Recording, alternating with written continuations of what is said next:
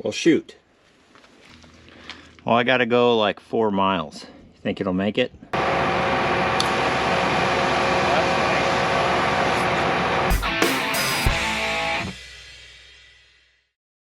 Well, good morning, everyone. We're out here in the wheat field. Doesn't really look like a wheat field, just looks like bean stubble. But we actually got 75 acres of wheat planted out here, and this is the first chance I've got to come out here and actually look at it. I've been by, seen it from the road, but you can't really see much. It got planted a little late. It was planted on October 24th. That was the earliest we could get it in just because of the way the weather was. So I'm out here kind of checking it out this morning, seeing what we got, and I'm not seeing a whole lot. It's not looking good. I'll get down here and kind of show you guys what we got going on. Like I said, it got planted a little late, and we haven't had real warm weather to get it up and get it going. I know you don't need a whole lot of growth to make it through winter, but so far it's not looking real good. So see what I mean? Not a whole lot of wheat out here.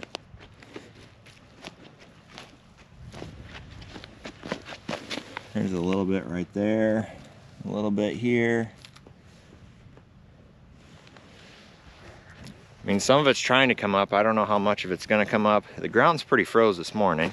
Shoot, I forgot my pocket knife. I was gonna dig a little bit and see if there's some more germinating, but it's too cold. We're gonna get back in the truck. All right, that's better. Ugh, it's like 19 degrees this morning. So we are really hoping this wheat starts growing and gets a little bit of growth before winter, because the price of wheat is really good right now. And if you can get beans planted after the wheat, that's your best return on investment as far as cropping right now, as far as I can budget. But there's kind of a fine line with planting wheat. You don't want to plant it too early, because then it will get too big and then the cold will hurt it because it's got actual leaves and stuff growing on it. But you don't want to plant too late, because you need a little bit of growth to be able to make it through the winter, I guess. So I'm not an expert on wheat. We really don't do much of it. And the first year that I've done wheat myself was this year. We planted it last year, harvested it this past summer. So I don't know a whole lot about wheat. I know how to grow it, but as far as the science of it, you have to ask someone else. But there's our wheat field. Hope it turns out. I guess we'll see. All right, so I just got done talking about how wheat doesn't like to grow in the cold. We're gonna go plant some rye. Aren't we, Leah? Hey, aren't we? Yeah.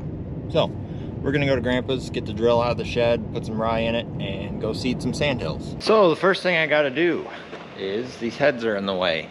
This head is actually not ours. So the last few acres of corn that we did, we swapped heads with a neighbor because he had a field that was down really bad and our corn wasn't down so bad. So we let him use ours with the reel on it, and we used his head. His has the roller cone? I don't know what you actually call these. They roll in their cones. But he couldn't get through his corn with just that, and we got through ours just fine. So I'm gonna actually run this back to him, because he just lives right around the corner here. Or he doesn't live there. His shop is right around the corner. Then I gotta get the bean head out of the way, and the drill is back there. So let's get to work. Probably gonna need a hitch. Good, it didn't slide to the front. The best use of theme was the Watsika Family Festival. This year's theme was A Storybook Christmas. The Watsika FFA earned the...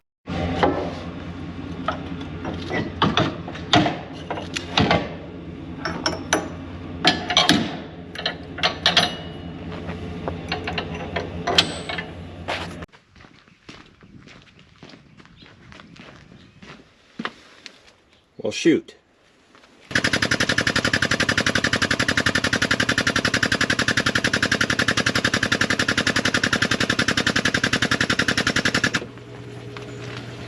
So I'm gonna see if I can air this up without taking the wheel off. I got this bead blaster here if I need to use it. I've never used it on a tire that small though, so that has me a little nervous. It did kind of, after I jacked it up, it did kind of seat on the bead a little bit. Let's see what happens here.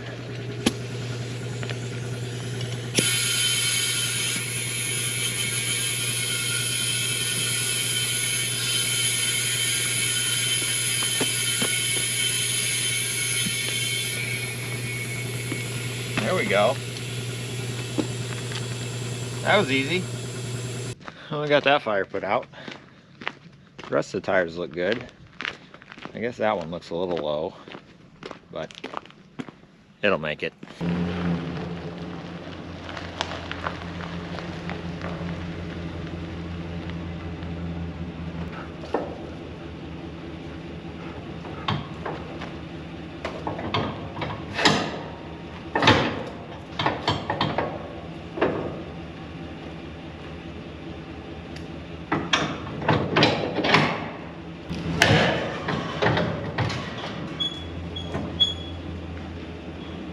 Probably should check the tires.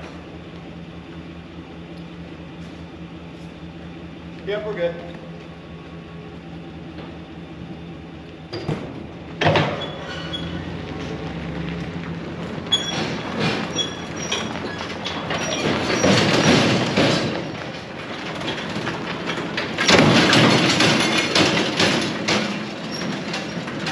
All right, so here's what's going on. The tractor that I'm going to use is hooked up to the strip till bar, and I need the strip till bar and the drill on the same farm. So what I'm going to do is I'm going to hook the drill to my pickup, put some rye in it, haul it over there, drop it off, come back, get the tractor, take the tractor over there. Make sense? So obviously I can't pull a strip till bar with my pickup because that's 3-point, but I can pull the drill, but I don't have the right hitch. So we're going to improvise. Got a grade 8 bolt, a couple big washers, lock nut. We're gonna just take it easy, make sure we can get it over there.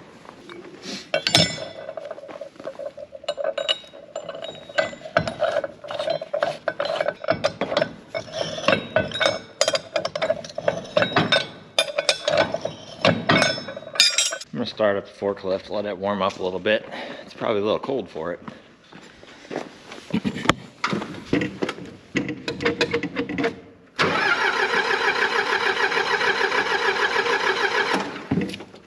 More choke.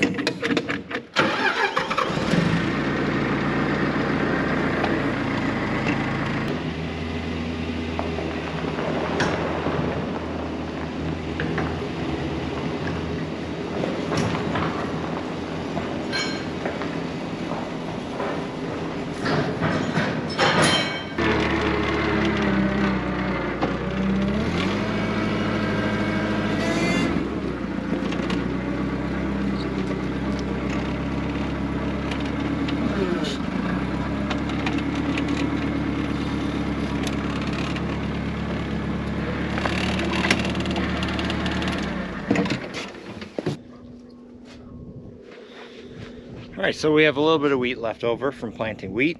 It really doesn't make a difference because this is just cover crop. So we're gonna dump a few bags of rye in, mix it up with the wheat, and it'll just be a multi-species mix of wheat and rye.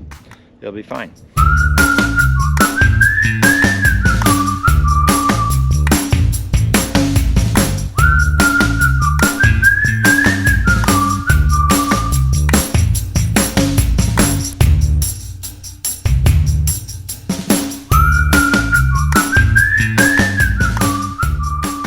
All right, so I put 10 bags in, I think.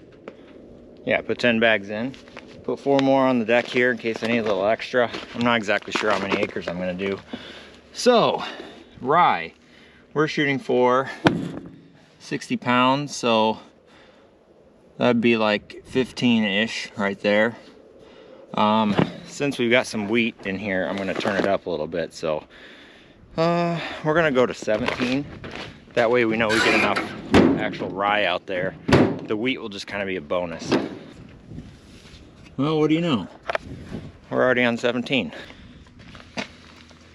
Well, I gotta go like 4 miles. You think it'll make it? We're about to find out. Well, we made it.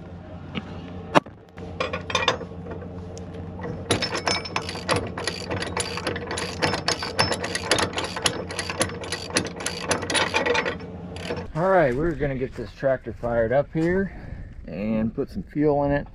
We're out of fuel at the tank here at Grandpa's, so I hauled some with the old pickup over here. Oil's good.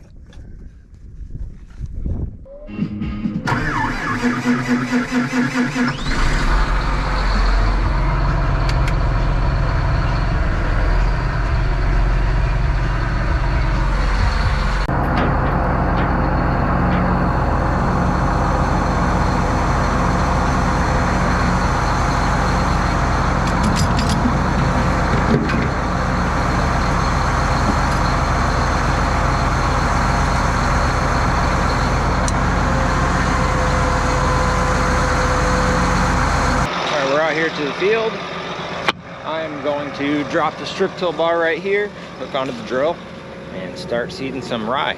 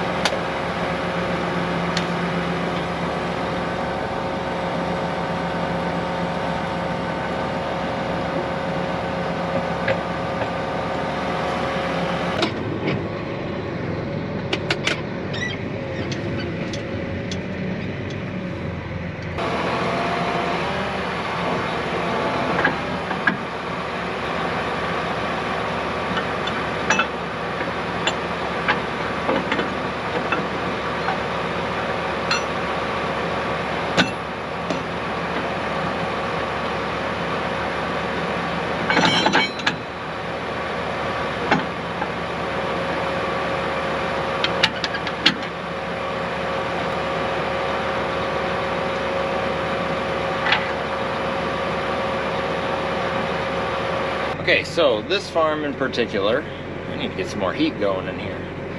This is a pretty sandy farm, and it has sand ridges kind of scattered throughout it, and we like to seed the sand ridges with rye. We actually have this farm in equip, so we get paid to do it. So we're gonna go out and do, I don't know exactly, maybe like 10-ish acres around here. This ridge right here, probably can't see it on camera, but it goes on an angle across the field. So we're gonna set an AB line. We're just gonna do, I don't even know. We just need a new one. So new, we're gonna call it AB1. We're gonna set A here. Drop the drill in the ground. Oh, that's not the right button.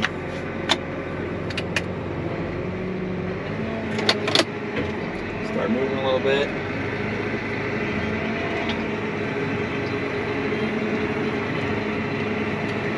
Set B, accept. There we go.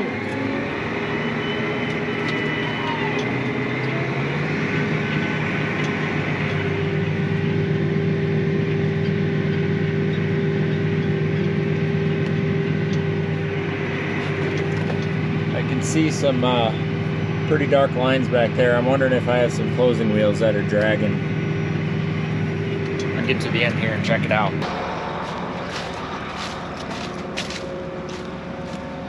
Huh. That's my problem.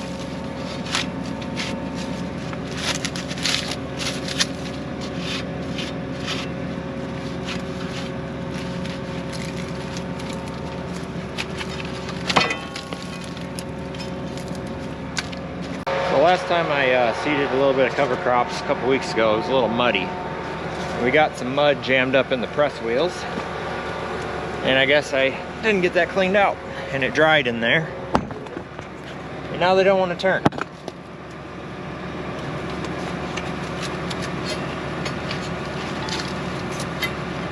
There. That should be better. Well, I got about 6 acres done. I'm gonna hop up here and make sure I got some seed left in the drill. This drill doesn't have a monitor on it, so you gotta keep an eye on it. Looks like we're getting low on this side.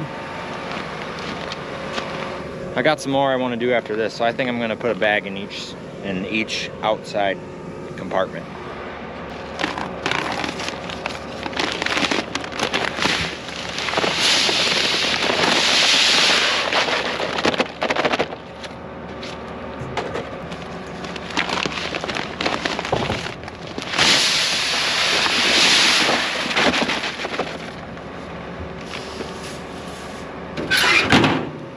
So rye, unlike wheat, can germinate when the soil temperatures are down in the 30s. I don't know the exact temperature. You'll have to look that up yourself, but that's why we're getting away with planting it so late. Last year I actually planted some, I'm pretty sure it was December 10th, and in the spring it took off and it grew very well. So I'm not afraid to plant this rye this late. It's only, what is today? November 29th. So yeah, this isn't even the latest I've ever planted rye. We've actually seen quite a few benefits of planting the rye on these sand hills. It seems like it does help hold the moisture in better than it did before. I mean, these are, you're talking like beach sand here. They just dry out, and it's good for about maybe 10 bushel soybeans and maybe 20 or 30 bushel corn. So if you can raise the average on these spots in fields by, you know, 2, 3, 4 bushel in beans and maybe 10 bushel in corn, it more than pays for the seed. I mean, you're never going to make this prime productive ground, but if you can raise the organic matter just a little bit and water holding capacity and get a little bit more, it helps your APH out. So that's why we do it anyway. All right, so I got done over there at that farm doing those sand ridges, and I had a little bit of rye left, so I decided to come over here to this other farm. We've got a little bit of a water issue here. See this gully? There's a lot of water that comes across this farm when it rains, and it's got a big washout through here. So this is actually a new farm to us. I haven't mentioned it on the channel yet, but you may remember me talking about my Uncle Danny, who owns our sprayer that we use. He actually passed away over the summer, and his plan was always to let us farm his ground whenever he retired, but unfortunately we picked up the ground a little bit sooner than we thought. It's not the way we wanted it to go, but such is life. So that being said, he's always had a problem with the water running across here on this farm, and it kind of winds all the way through. There's a lot of fall from this side of the farm to that side of the farm, and a lot of water comes off the neighbors. So we're trying to decide what we want to do with this. He always wanted to put in some big tiles and catch the water over there at the neighbor's fence row and bring it underground and then bring it to the road ditch. I think we're leaning towards putting a grass waterway in here.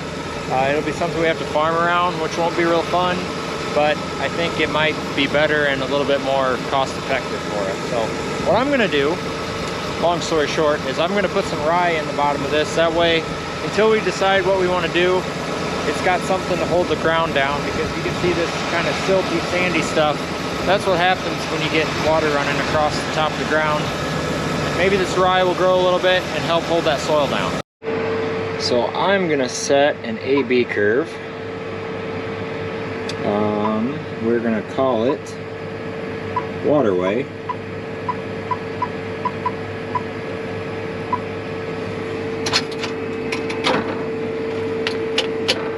And record.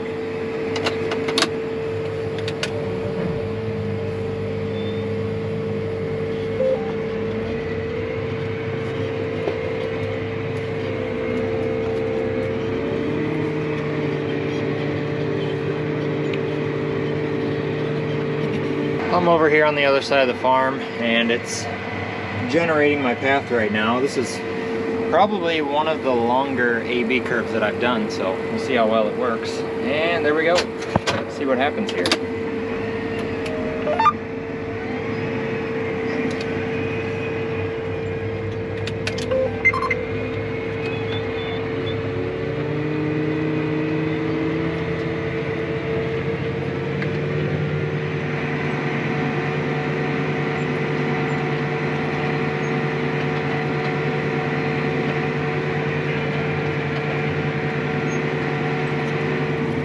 So as you can see, the rest of this farm is strip tilled.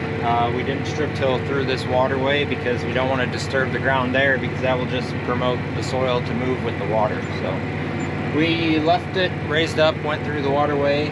We also left this hill and another hill over there. The thought behind that is if we do get a big rain and it runs down that hill, it could blow out our strips. So we've tried, I don't know if it actually makes a difference or not, but another farm, I stripped over the hills. We'll see what happens there.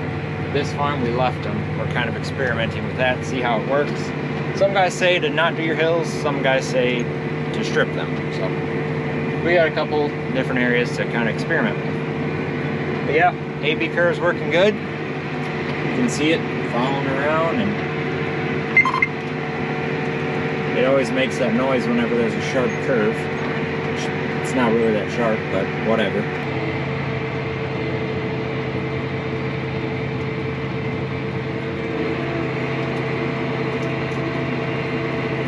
It still amazes me that some satellites can steer my tractor better than I can. Well, we're done with that job. Time to switch back to the strip till bar.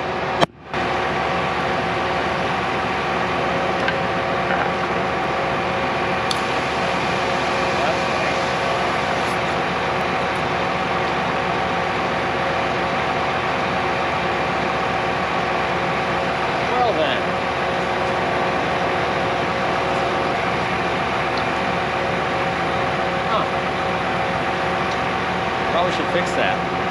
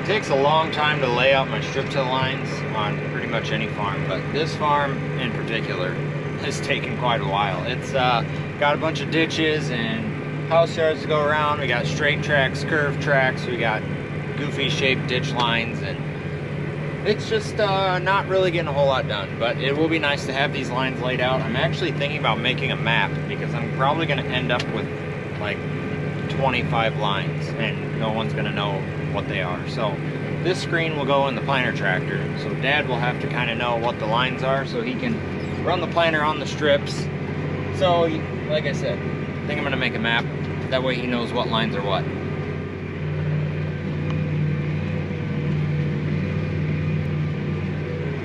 I think my knives are getting about worn out. Probably got close to 1,000 acres on them, maybe. So I'm trying to get as much life out of them as I can. I got a whole new set. So this sandy ground, I'm going a little bit faster. It's gonna wear them out. I think they're gonna be pretty much shot once I get this farm done. But then I won't have a whole lot left. So see if we can get through this.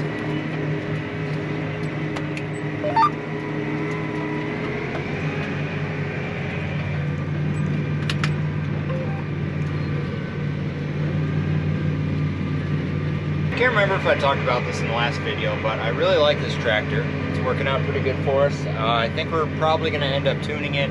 It's a little bit underpowered when you get in the heavy ground. A neighbor of ours has a 235 with a 60 horse tune, and he says he likes it. So I think for not a whole lot of money, we're going to end up doing that probably before next spring. So it'll make it a good tractor. It'll be just shy of 300 horse, and it'll be plenty big for what we want to do with it.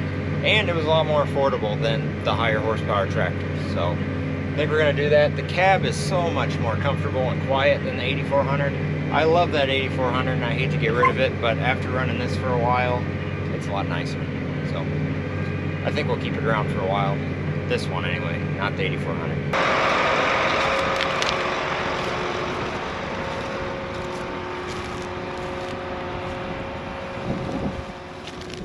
So you can see this farm had oats and radishes spread on it. It was flown on with the airplane, and I think they're just about done.